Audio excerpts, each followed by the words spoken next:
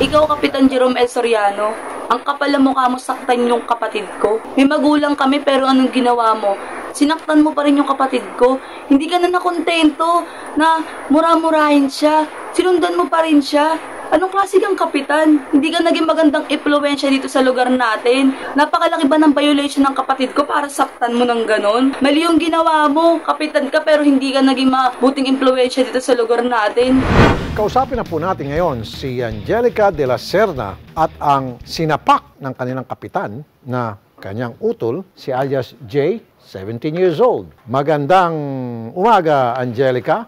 Ma'am? Magandang Yung katabi mo po, yan yung si alias J, yan yung 17 years old na nakita sa video sinapak ni Chairman. Anong dahilan? Bakit nasapak po siya ni Kapitan? Ano po kasi yun, nakaubad po kasi siya. Nakaubad? Dumadaan po kasi pasok na po ng trabaho. Helper po kasi siya ng papa ko.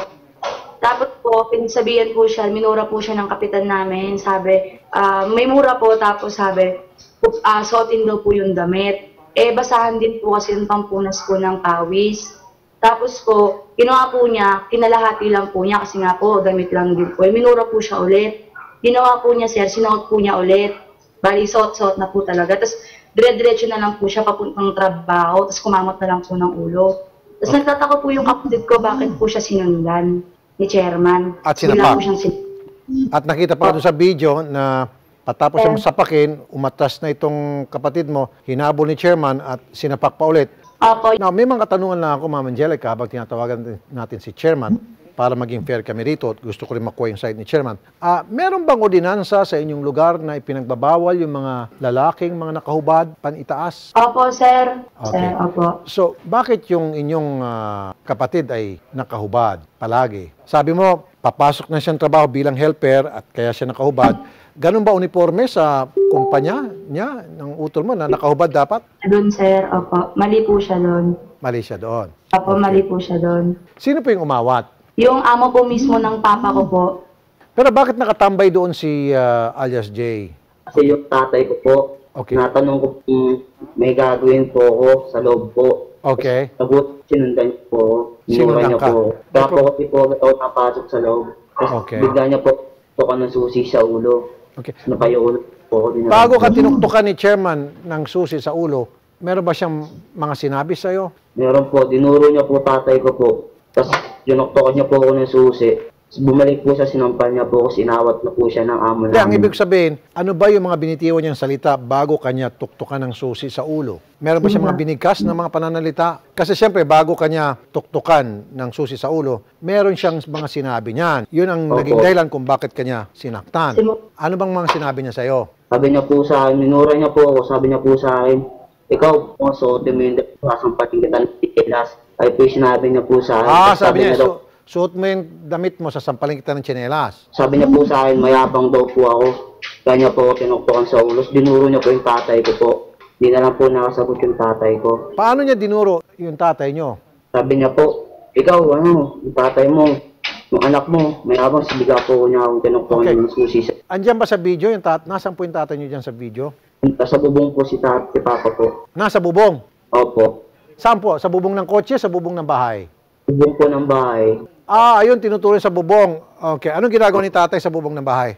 Gumagawa po. So, first time lang ba itong nangyari na kayo ay nagpanginabot ni Kapitan? Meaning si Kapitan ay pinagalitan ka at tapos kang pagalitan, ikaw ay sinaktan? O meron ng mga ibang insidente pa na kayo nagkaengkwentro ni Chairman for whatever reason? Po, maraming beses na rin po. Ayun, nakikita ko na may ginagawa nga yung tatay nyo doon sa bubong. Ayun, okay, sige. Sabi mo, Sir Jay, maraming beses na kayo nagka-engkwentro ni Chairman. At doon sa mga nakarang engkwentro ninyo, meron ba mga nangyaring hindi ka nais-nais? Meron po. Nung nahuli niyo po ako sa barangay 7 po, wala po akong face mask. Pinuntahan niya po ako sa barangay hall. Sama po yung lot. Pinagsasampal niya po ako. Sinutol niya po yung puto ko. Sabi niya po sa akin, magreklamo daw po ako. Kaya wala naman po, takas ng loob niyo. Alright. Sinampal ka kasi hindi ka nakasuot ng face mask. Opo. Okay. And then, pangalawa? Po yung padod niya po, sinaktan po ako. Napunta po kami sa kanya para po magreklamo. Okay, ba't ka sinaktan ng tanod? Yung padod niya po, di niya po inano. Ako pa po inano niya, dumukot po siya sa may small pag niya. dinukutan po kasi po inano ko po yung tanod niya. So, ibig sabihin, pinag-iinitan ka ni chairman at nung kanyang mga alipores. Po, pati po ng lahat po sa kanila po, pinag-iinitan po nila. Good. Alright, isang tanong na lamang, Sir Jay, ano ang dahilan sa iyong pakiwari para kayo po ay pag-iinitan ni chairman at ng kanyang mga tanod? Makulit po kasi ako, pero po, sumasagot po sa kanila pag nasa katuwiran po ako. Okay. Makulit ka, pero kapag ikaw sinisita, nangangatwiran ka at karapatan mo naman mangutwiran, ayaw nila yung nangangatwiran ka, kaya ka nasasaktan. Opo. Okay, ba't ka kasi nagpipiloso po? Ba't di mo nang sundin yung mga request nila na huwag ka na maging makulit? Minumura po kasi nila. Okay. Nasa linyang telepono si Jason Pangilinan, Secretary ng Barangay 10, Caloocan City. Magandang umaga po, Secretary Jason Pangilinan. Yes po, good morning po, Sir Rafi. Good morning. Sir, inamin naman po ni alias Jay na siya ay makulit, kaya siya ay napag-iinitan ng barangay. Pero itong last na incident, kitang-kita po sa video na siya po ay kinutusan o pinukpok ng susi ni chairman at sinampal pa. Yes po. Bakit po nangyari yon, sir? Kasi po dumaan po sa harap niya yung bilog na po yan, yung Jeremiah. Nung linggo po ng umaga, dumaan po siya sa harap ni Kap na nakaubad, nakayapak, tapos wala pong face mask, tapos naninigarilyo pa. Sinita po ni Kap. Okay. Then Lunes po ng umaga po, nangyari na naman po yung ganun na dumaan po siya sa harap ni Kap, pinag-t-shirt po siya. Ang nangyari, paglagpas niya po kay Kap, hindi niya po sinuot yung t-shirt niya. Kumbaga, sinita out po ulit ni Kap. Kumbaga, nabastasan po siguro si Kap sa... So ibig sabihin, nananadya, parang po, parang ganun na inaasa po. si Kap. Okay. Pangatlo, Ayun na nga po, pinuntahan na po siya ni Kap. Kaya po siguro nagawa ni Kap yung ganun. okay. Ayan, ayan, video. Yung naka-short na blue, okay, nakahubad, tapos nagyoyosi, walang face mask, nakayapak, astig, siga. Okay, yun ba yun? Okay. Opo, yan po, yan. Alias Jay, Po, 17 years old ka pa lamang, naninigarilyo ka na. Bakit? di po ako naninigarilyo nun yung sinabi po na wala po face Hindi, mask. kitang-kita sa video nagyoyosi ka. May video. Video po yung nila kasi po galing po ako sa barangay nun. Hindi, kaya Di po may nila- video na nagyoyosi ka. Ba't ka nagyoyosi? 17 years old ka pa lamang. Alam ba ito ng tatay mo? Opo. Oh, okay lang sa tatay mo, naninigarilyo ka? Hindi naman po. Bisa Ako ko ba't pa? nagbabawalan. Ito sasabihin ko sa iyo, alias Jay. Ang barangay chairman ang itinuturing natin na tatay o ama ng barangay. At may karapatan sila, kung tutusin, na para disiplinahin yung kanyang mga constituents na mga pasaway. Tulad mo, lalo pat paulit-ulit na lamang. Trabaho niya yun kasi kapag pinabayaan lang niya na maging pasaway ang lahat ng mga tao sa kanyang barangay, sa kanyang kinasasakupan, then chaos yun. Hindi na magkakaroon ng respeto ang mga tao sa kanya. So, kailangan magpapakita siya na kaya niya magdisiplina ng kanyang mga constituent. Kasi ibinoto siya ng kanyang mga constituent para ilagay sa kayusan ang kanyang barangay. At kailangan, kung ano yung nasa ordinansa, ipatupad niya. Trabaho niya yun. Kapag hindi niya ginawa, then ba't pa siya naging chairman? Ibig sabihin, inutil siya. Nagets mo? Now, pasensya ka na, Sir Jay, kung hindi ka kayang disiplinahin ng tatay mo, then nandyan si chairman para magdisiplina sa'yo. Kung akong tatanungin, sorry sir, tama lang na hindi ka kayang disiplinahin ng tatay mo for whatever reason. Takot ba sa'yo yung tatay mo o sobrang mahal na mahal ka ng tatay mo, spoiled ka, pasaway ka, hindi kanya kayang batukan, then let it be. Si chairman ang magdidisiplina sa'yo. Batukan ka niya. Walang biro.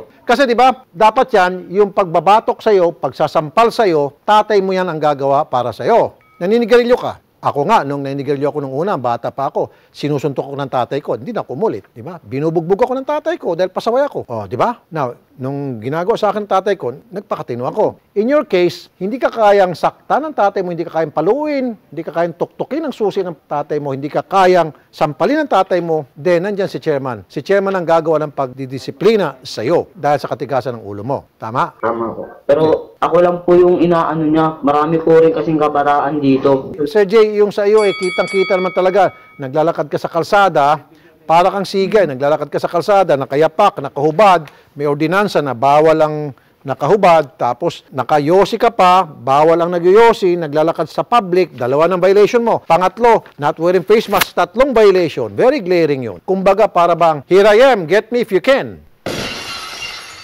Sir Jay, ako po ay tutulong sa mga naapi. Pero in this case, para sa akin, personal opinion ko ito. Hindi ka naapi rito. Sir Rafi, pwede po magsalita. Yes, ma'am. Kasi po ganito po yun, Sir Rafi. Kahapon lang po ata, nung Tuesday po ng gabi, Sir Rafi. Pinatawag po yung kapatid ko. naghahanap po yung mga tanod po niya ng 6:30 po ata yun, o 6:50 ng gabi. Para may nahanap po na bata. Pero sobrang daming bata po dun sa lugar namin. Wala pong face mask, nakahubad din po, ganun. Tapos po, lumapit po yung kapatid ko, naka-face mask, kompleto po. Sinabi po niya sa mga tanod na, ako ba yung hinahanap po ninyo? Tapos sabi naman ng isang XO po, tsaka ng tanod po ata yun. Si Kokoy po, sinabi po na, huwag kang gagalaw, kakausapin ka lang daw ni chairman, nakikipag-ayos. Ngayon, itong kapatid ko po, sasama po dapat. Kaso po, nag-ano po siya, parang ginanon po siya ng lalaki, sinakal po siya. Tapos po, nagpumiglas na po siya kasi po gusto po niya may kasama po matanda kasi nga po minor de edad. Sandali po. Ma'am Angelica, naintindihan ko po yung kinakampihan mo yung kapatid mo. Ang hindi ko lang nagustuhan doon na yung iba, hindi niya kayang disiplinahin at ang kaya lang niyang disiplinahin yung kapatid ko. Parang ganoon po yung tema ng yung sinasabi. Ma'am, nandadamay ka pa ng iba. Dapat lahat ng tao, of course, dinidisiplina. Pero itong kapatid mo, paulit-ulit na lang, nakakadagdag sa halip na magpakatino siya para mabawasan na yung mga pasaway sa inyong lugar. Nakakadagdag siya, di ba? Sorry ma'am, sorry talaga. Apo. Kapag halimbawa, nagsampa tayo ng kaso laban kay chairman, physical injury, wala naman siyang injury doon. Yung pagsampal, walang injury doon. Kausapin ko muna si Atty. Garrett. Yung child abuse, ewan ko, tingnan natin kung may child abuse ba doon. Kanina pa nakamonitor si Atty. Garrett. Atty. Garrett, magandang umaga sa iyo. Yes, Sir Rafi. Magandang umaga po. Okay. Kanina ka pa nakamonitor. Meron bang child abuse doon sa kaso? Unang-una, wala po, sir. Kasi like you perfectly said, yung mga barangay captain natin, tumatayo yan as second parent due to the doctrine of parents patria ng ating gobyerno. Mukha dito, sir, tama kayo, hindi kinayang disiplinahin ng mga magulang. So, dinisiplina ng barangay captain ngayon. Hindi child abuse yan, Sir Rafi. Natural na pagpapalaki ng bata ang ginawa ni barangay captain. Kasi if we don't resort to such measures, mas magiging pasaway and later on baka maging criminals pa tong mga batang palaboy-laboy sa kalsada. So no child abuse, Sir Rafi. Physical injury. Ano ba to? Serious physical injury? Less serious? Ano ba? Slight? Nakita ko yung video, sir, no? Baka may pinatay lang na langaw naman si captain. Hindi naman ganun kalakas po yung tama. And mukhang sufficient lang naman, sir, yun para mapasunod yung bata dahil, again, hindi siya compliant agad. Although, kailangan ko rin po sabihin na dapat mag-refrain ang ating mga barangay captain from using physical force. Ito pong ginawa niya, hindi pa rin po siya pasok sa physical injury. At most, baka admin case lang to, sir. Pero, I mean, it's questionable kahit admin case. Okay, thank you, Atty. Garrett. Well, kung admin case, mas marami pa dyan na nangangailangan ng tulong na hindi pasaway, yun na lang. Tama, sir. Yun na lang tutulungan muna natin. Doon na lang muna tayo mag-concentrate at magbuhos ng ating resources. Salamat, Atty. Garrett. No problem, sir. Salamat po, Sir Jay, at Ma'am Angelica. Huwag niyo ibabang telepono at kakausapin kayo ng staff ko. Ano pang pwedeng maitulong namin, ibang maitulong, wag lang po itong kasong ito. Salamat po. MJ, anong sabi ng mga netizens? Idol Rafi, eto nga, no, talaga naman sinasabi nila, dapat nga daw talaga mga kabataan kasi ang titigas ng ulo at di naman lahat karamihan. Okay, kailangan daw talaga, talagang mag-self, discipline din sila at matuto sila at makinig. Sabi nga nila, no, ni Dane Canyalita, may mali para sa akin, ibang sabihin, pwede naman manampal sa kapit na di kaya ng nanay disiplina sa anak nila, no, may karapatan pala ang mga kapitan. Natutunan nila na pwede pala maging second parent ang mga ang mga barangay captain. Pero sabi nga nila, dapat pa rin daw talaga makinig ang mga kabataan at wag na lang daw sila maging pasaway, Idol Rafi. At eto naman sa YouTube, nako eto, sabi nga nila, yung disiplina nga daw dapat sa'yo kulang ang gabay ng magulang mo. Dapat daw, nasan daw yung magulang? Yan ang sabi ni Aiza Sagon. So, Idol, eto ang round up ng ating mga keyboard warrior. Balik sa inyo dyan sa studio. Salamat, MJ Marfori. Sa mga hindi pa po nakakapag-subscribe sa YouTube channel ni Idol Rafi, meron na po itong 15.2 million subscribers. So, pag nag-subscribe po kayo, make sure po na pipindutin nyo po yung bell button and select all para lagi po kayong updated sa videos ni Idol Rafi. Of course, kasama kayo sa isang solid na samahan, 15.2, kung saan ang layunin natin ay para mabigyang solusyon ang problema ng marami nating mga kababayan, especially mga inaapi, especially walang mga boses. Bibigyan natin ng boses at puwersa sa pamagitan ng pagsama-sama natin lahat. Meron tayong numero, meron tayong lakas. At dito, binibigyan ng power ang mga netizen. Sama-sama tayong lalaban, sama-sama tayong babangon, sama-sama nating harapin anumang dumating na hamon. Patas na pamamahayag, yan ay aming hahati. Tunay na pagmamahal, ganyan ang tatak kapatid.